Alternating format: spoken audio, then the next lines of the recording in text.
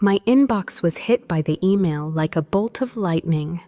A notice of auction for the Willow Creek Estate, with a price of $50,000.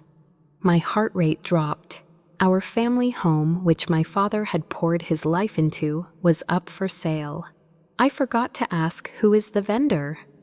My husband, Nathan Carter. What gives him the will to even try?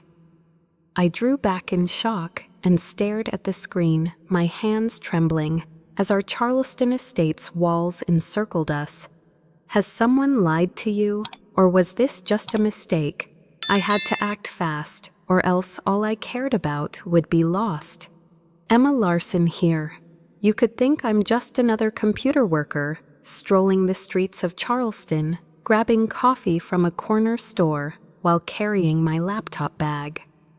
Willow Creek Estate is a large mansion in the low hills south of Charleston, South Carolina. Its stones nevertheless show the mark of something more profound.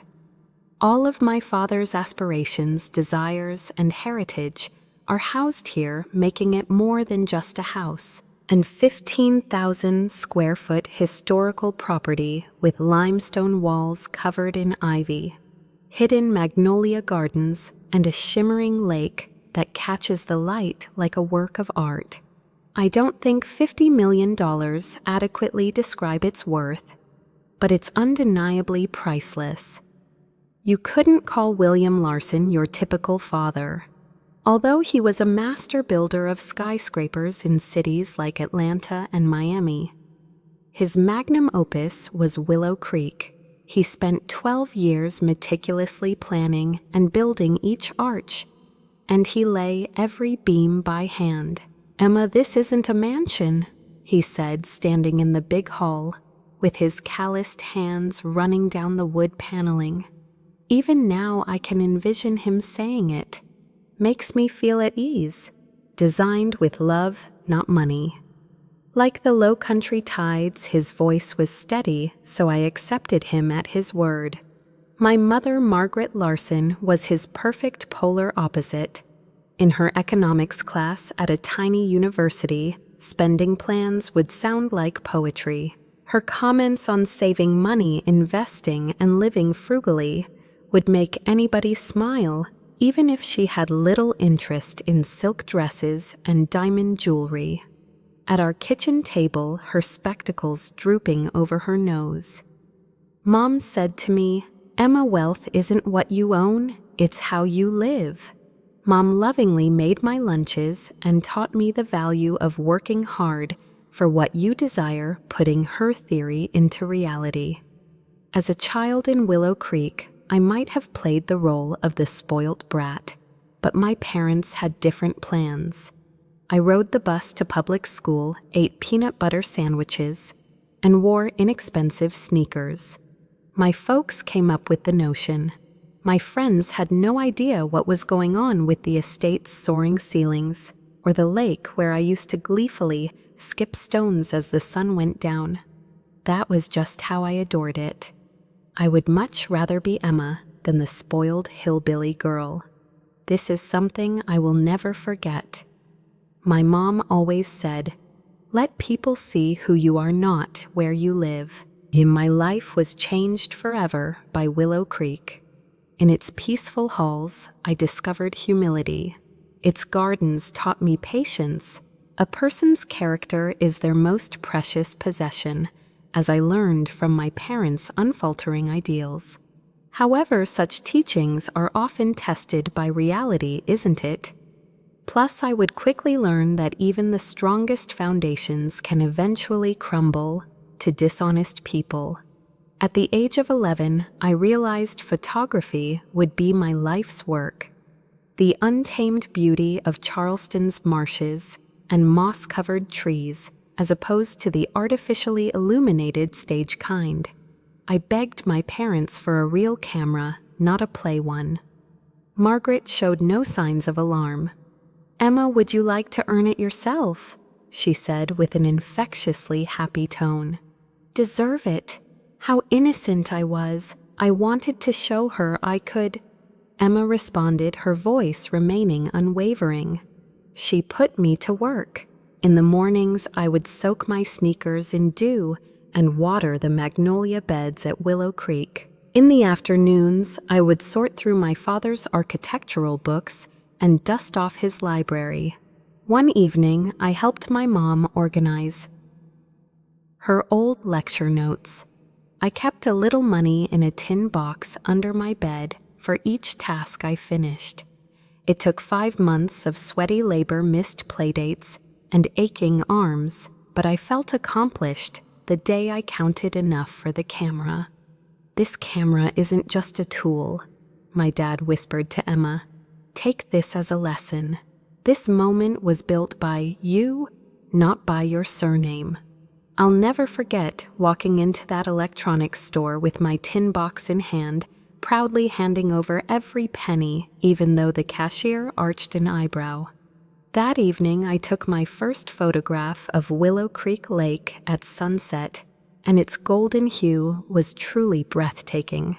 My trusty camera immortalized the waves of Charleston and my wildest childhood fantasies. But what really matters is that I learned what my parents had predicted, that nothing beats the satisfaction of having your own money.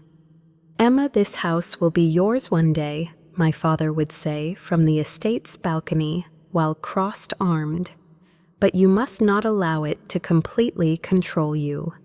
Those words stuck with me like roots in the low-country soil, even though I wasn't old enough to fully grasp their significance at the time.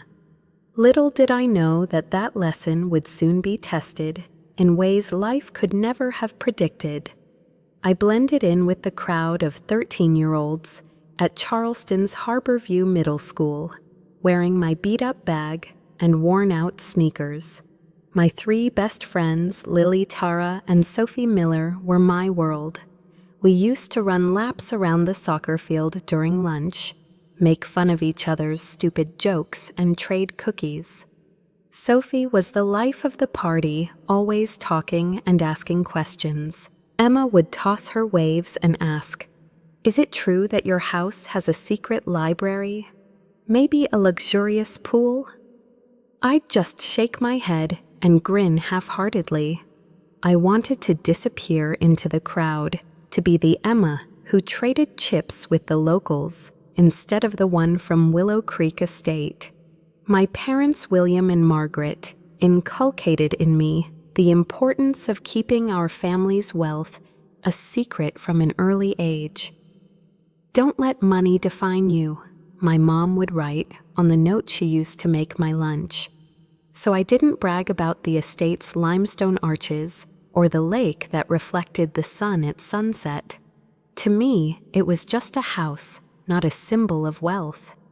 The trouble is, secrets always seem to find a way out. Sophie's questions were like an unstopping spotlight from which I could never escape. Sophie sprang over one spring day at break with her sharp eyes and said, "Look at this." Emma's stylish wireless headphones were thrust into my hands by her as a birthday present from her parents. They were ostentatious and expensive, just the things I would never want. Just a tiny bit. And she was dead set on it.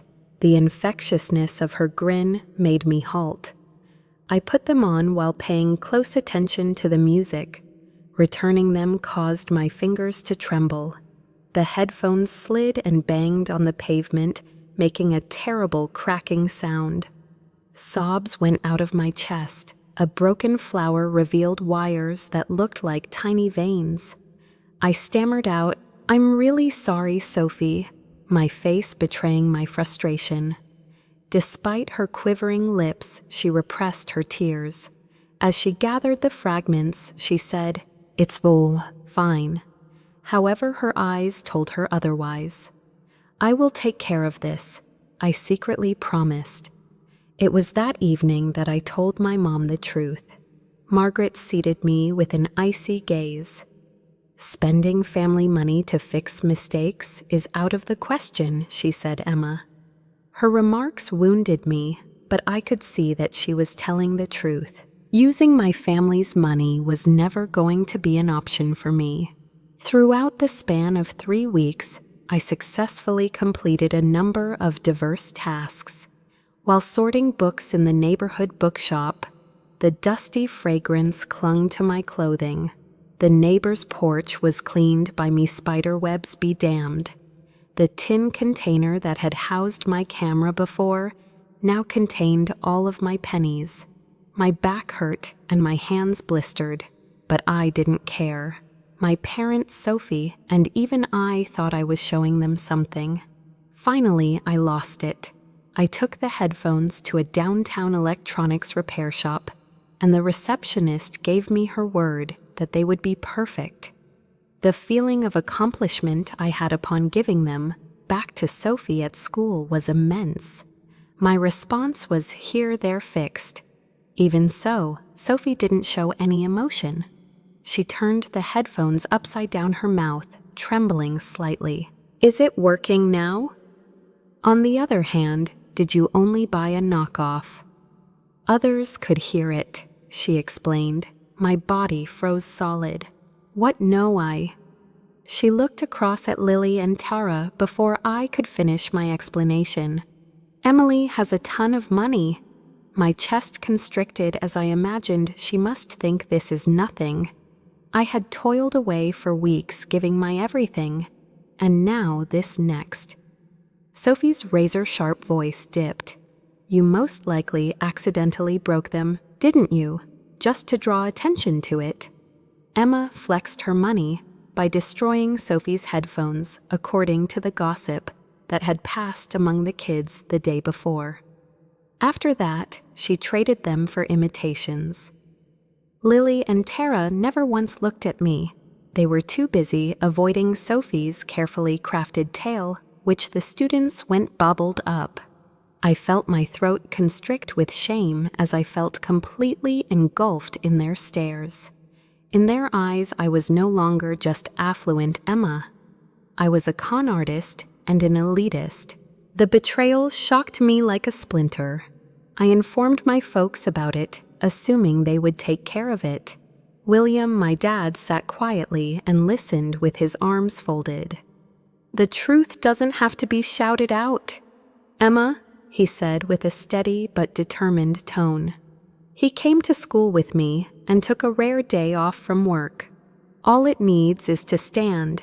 He presented the principal with the following documents: the repair receipt, the warranty, and a note from the repair business, certifying the authenticity of the earphones. The principal was angry and accusatory-free, but the facts were simple. According to him, his daughter made it right after making a mistake. She is that way. Sophie was sent to confinement for a week for spreading falsehoods without a word from the principal. Tara and Lily whispered apologies, but it was too late. Their company was no longer something I desired. I ate lunch alone with my headphones, a prize I won years ago. I kept the pair that Sophie had broken in a drawer in Willow Creek. They are more of a constant reminder than a prize. Be wary of those who would stare at your bank account, but not your soul. In retrospect, I can still hear my dad's words as we were walking out of the school. Emma, he whispered, don't let their lies define your worth. I nodded, but the pain lingered, a subtle mark. I had finally mastered the art of protecting my emotions, I thought. Little did I know that the people closest to you could betray you, and the secret betrayal hurts even more. At the age of 35, I was at a tech convention in Atlanta when I met Nathan Carter, a public relations specialist. As I was speaking about cybersecurity, Carter sat in the 4th row, his piercing blue eyes fixed on me. How do you weigh the benefits of digital convenience against the danger of becoming lost in them? He asked. Nathan's humor was infectious, and his views were perceptive as we conversed for hours over coffee. He didn't seem concerned in my family's riches or my last name, so the thinking went. I appreciated his honest and curious query after my presentation. "Emma, you're the only person still lugging around a DSLR." You and I started communicating through texts and phone calls, and then we started sneaking out on weekends to go hiking in the Blue Ridge. He would remark teasingly, referring to my old camera. When I was around him, I could laugh and feel carefree. Neither the Willow Creek Estate nor my parents' bequest were ever brought up in his inquiries when I playfully asked, "Are you going to look me up on Google?" After 18 months of courtship, we were married beneath the Savannah River in a small ceremony with Spanish moss cascading overhead. My mother, Margaret, gave me a firm squeeze as I walked down the aisle and whispered, "Your dad would have loved him." I began to trust her after that. All he did was shrug. "I would prefer to know the Emma that you present to me." And that was the last word. 2 years ago, William passed away from thyroid cancer. I took Nathan to Willow Creek 2 years after his passing. The lake was too quiet without Dad's voice, and the memories were too heavy, so I hadn't been back since he died. Nathan crossed the iron threshold with a clenched jaw. The walkway was surrounded by magnolias like a picture, and the limestone walls of the estate shimmered in the afternoon sun. "You came from here, Emma?"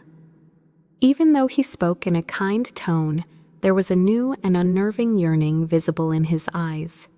To me, it was insignificant. So was his reaction nothing more than surprise. After then, the investigations began. At first, they were rather relaxed. How long did it take your dad to build this house? And who is responsible for the upkeep of the gardens? Nevertheless, they diverged sharply. Has the estate been reevaluated? How does one go about determining who owns what? "Nathan, it's a family matter," I said calmly and collectedly. His eyes remained closed as he grinned. "Emma, if we put both our names on the deed, it would simplify things," he offered as he poured wine over dinner in our Charleston condo. When I added legally, I mean, my fork just stood there, frozen. Nathan, who once laughed at my terrible puns and walked with me, wasn't this Nathan. Things quickly went off the rails. My mother became more dependent on me after my father passed away, and she was grieving and sick. So we spent a lot of time at Willow Creek going over Dad's drawings and planting magnolias. Nathan, who had been friendly before, became distant and icy. I returned home one night, my hair still smelled like dirt, and he stood at the doorway, arms crossed, asking, "How much longer are you going to keep this up?" Emma, words like "I'm your husband" and "not a roommate" hit me like a ton of bricks. I whispered, "I'm supporting my mom. Are you ignorant to that?" He just stared. "Our marriage also depends on you, but I am vital." I wanted to scream, slap him, and find the man I had married, but doubt started to set in. Was I ignoring him? Had I made a mistake? Then the email that ruined everything arrived. I was preparing for a cybersecurity meeting when my phone pinged. The Willow Creek Estate was up for auction for $50,000. My hands shook as I opened it. Nathan's signature was found scrawled on a transfer document, proving he was the vendor. My vision blurred as I wondered, is he sexy? The estate belonged to my father and our family, so he had no business touching it. That night, I confronted Nathan asking, "What on earth did you do?" despite the unsettling silence of the condo. He did not flinch. Rather, he sat back with an arrogant expression on his face. "In this case, I'm going with the option that's best for America." For $400,000, I retained attorney Greg Sullivan to handle the transfer. "Emma, there's no need to hurry. Do you not see us as a tandem? I felt like I was being choked by my rage and betrayal after you changed my name. My heart was racing. You nearly took my heritage. His smile faded. Those pesky thieves. We were married. What is yours, I will take. If you continue to refuse to share, we may need to discontinue this. I called my dad's lawyer, Robert Hayes, with trembling hands. Robert, he stated in a serious tone. Emma, you're wrong. Greg Sullivan in SC does not possess a legal license. When it hit me, Nathan had been duped. I fell to the floor in shock. A con artist had already deceived Nathan into sending hundreds of thousands of dollars for fake paperwork before he betrayed me. But altogether, it had little significance. He betrayed trust. I swept aside as I said, You broke us, not just my trust. He began to reply, but I interrupted. To add, there is nothing else to say. The air in our Charleston condo was heavy with the expectation of a hurricane that was about to hit, more than just a crack. Nathan's betrayal widened the chasm. The next morning, I signed the divorce papers with strong fingers. Robert Hayes, who represented my father, was a master of efficiency. He confirmed that Nathan's transfer effort was without merit, that his forgeries were meaningless, and that his lawyer, Greg Sullivan, was nothing more than a ghost who went on the run with $400,000. Nathan accomplished more than that. He sued me in an effort to get the courts involved, claiming that we were joint owners of Willow Creek Estate. I was unconcerned by his audacity. I possessed the truth with Robert. The courtroom gave off an air of coldness with its refined furnishings and muted tones. Nathan sat across from me, his eyes sunken and his suit worn thin. He had no money, was shy, and had an endearing personality. The court paid little attention to his claims. Robert presented proof of Nathan's dishonesty, the estate deed, and my father's will, a lady. Robert said in a caustic manner that Larson is the only proprietor. It was a dropped gavel, rejecting the lawsuit. Still, Nathan was not over yet. Soon after sunset, he banged on the iron bars that encircled Willow Creek and shouted, "This is my right!" Amidst his cries, the security team my dad had trained whisked him away into the night. My heart was racing, yet it stayed still as I stood on the balcony and watched. His hands were too warm to touch me. I returned to Willow Creek the next week after packing up my condo. I felt quite at home, like an old friend among the magnolia gardens, soothing murmurs and the estate's limestone walls soaking up the sun.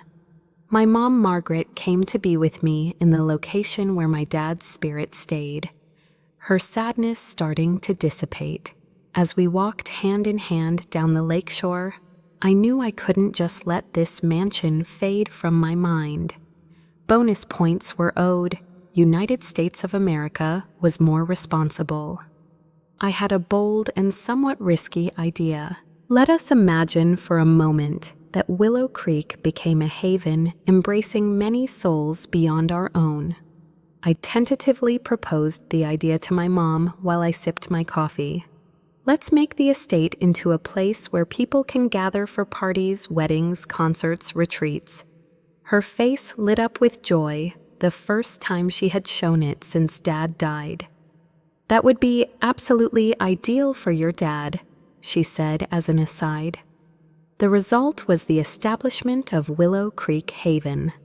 Before anything else, let's consider a once dusty basement storage space is now a cozy performance venue with exposed stone walls and soothing amber lighting.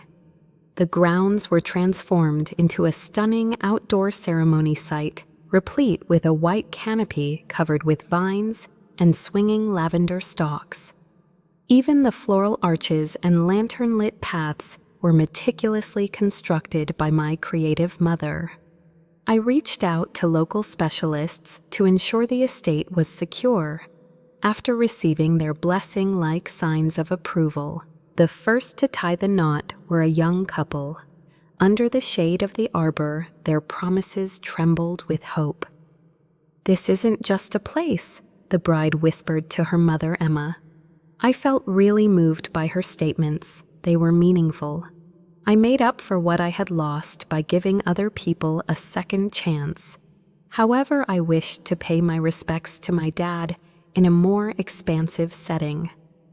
Because of this, I used the William Larson Foundation to set up a scholarship program for high school seniors planning to attend college. Cybersecurity and architecture were two areas that both my dad and I were keenly interested in. At our first event, which was held at the stunning Willow Creek Hall, we were able to raise $200,000. My father believed in building dreams, not just buildings, I asserted with conviction as I stood firmly on stage. The audience's applause didn't satisfy my need to see my mom's joyous smile, which would have confirmed that this was for him. In addition to a savings account, my dad left me a glimpse of hope in the form of scholarships. The resurgence of Willow Creek was palpable. The elegant and meticulous flower arrangements that my mom would make were a source of tremendous pleasure for her. As the blossoms began to open, her sadness would fade, and I could almost hear her whistling Dad's favorite jazz classics. The mansion was a hive of activity as couples danced under the twinkling lights and friends toasted at reunions. It seems like everything that happened contributed to healing the wounds that Nathan had inflicted. I was engaged in more than just house reconstruction. My aim was to restore myself. One evening, as the sun dipped below the horizon, I stood by the lake and watched the water ripple with a golden tint. The words of my father echoed in my mind. "Let your value come from what you do." Despite my hopes for trust, love, and a new lease on life, I had lost everything. Willow Creek Haven was not just a place, it was everything. It provided evidence that pain might be meaningful. I hadn't felt whole in a long time until I was back on the ground that my dad had laboriously created. The parties concerned signed the divorce papers, while the gray Charleston skyline loomed outside the window of the sterile office downtown. Nathan Carter sat across from me, his hands shaking with dark circles around his eyes. In lieu of the man whose charm had previously captivated me, someone little and defeated had stepped in. His composure was unwavering. Under his breath, he wrote his name and then walked away. I stood up and spoke in a quiet but resolute tone. It was more of a desire for the stranger Nathan had become than for his salvation. The weight of 2 years faded away as I stepped out, much like the fog that settles into the Savannah River. At Willow Creek Estate, I rediscover my rhythm. The home, which had been heavy with grief, was now bustling with activity. My mom Margaret took up painting, and paintings of magnolias and low-country sunsets began to populate her canvases. We used to have a cup of sugary tea on the porch as the sun dipped below the horizon, accompanied by the gentle aroma of jasmine. From our modest home, Willow Creek Haven has become an oasis of love and new beginnings. Under the garden arbor, the happy couple exchanged vows, their laughter echoing across the lake. William, my father, had built these walls, and now the stories of the families who had congregated in the music hall were being spun around them. Every deed appeared to be a promise kept for the two of us. As I was going over Haven reservations one spring morning, an email came into my inbox. Subject: I am really grateful. What does the sender's identity indicate? To Nathan, would you kindly... I felt my heart racing and the erase button twitching. Why now interest in the subject matter triumphed. Someone threw open the door. "Oh, Emma, I know I'm not deserving of your time, but hear me out." It was prudent of you to end our discussion at that point. It forced me to face my own mortality head-on. My present position is at a Raleigh job center where I assist people in getting back on their feet after they have struck rock bottom. Truthfully, it's not much. I am not pleading for your forgiveness. I just want you to know that the guy you trusted before wasn't totally dishonest. The strength to hold on to him eluded me.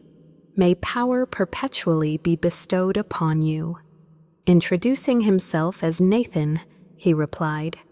I closed my laptop and went to the estate's balcony where the lake reflected in the distance. The words stirred something, but it wasn't anger or hurt. It was just awareness. Nathan was constructing a new life for himself over the ruins of his past mistakes. There was no need to reply. His redemption was not placed in my hands. Having said that, knowing of his endeavors, the removal of the knot freed one that I had no knowledge existed. Looking at the magnolias with their delicate petals swaying in the breeze brought a feeling of peace to me. Things have progressed. Out of nowhere, I felt totally liberated. The first memorial service for my dad was held on a warm evening in June. We honored Dad's wishes by keeping the celebration modest and inviting only friends, neighbors, and former co-workers who had known him since I was a kid. The vast hall glistened in the candlelight, its walls adorned with white flowers.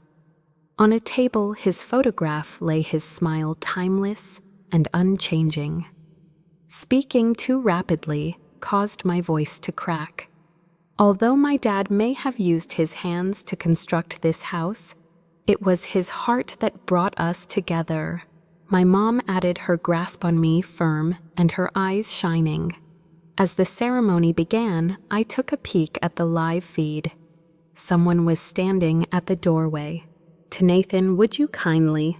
It appeared as though he had lost weight, had wrinkled clothes, and an aged face. He lifted a hand and glanced up at the camera as if to inquire, "What? Pardon me." Going outside, I kept my distance. "Nathan, the reason you're here today." I took a deep breath and said, "My dad deserves this day." His voice was low and forceful as he swallowed. "He wanted to pay tribute to your dad, but Emma, I know I don't belong here." His eyes pleaded, but I stayed unwavering. He had lost everything. "You could have held on to my trust, but you chose selfishness instead." The memorial continued as voices echoed from the hall. "I really hope you won't regret it." He sighed and took a few steps back, making it clear that he would leave if anyone treated him or me with such reverence. Continuing, "I don't expect you to forgive me," he said. "Please, don't hate me." I said nothing further. Hate, it would be too big for my room. I signaled to the troops and they led him away. Their footsteps soft on the gravel. I returned to the hall where an image of my father stood and surrendered to the right. That night I sat in my mom's tea room, a space my dad had built, and listened to the rain.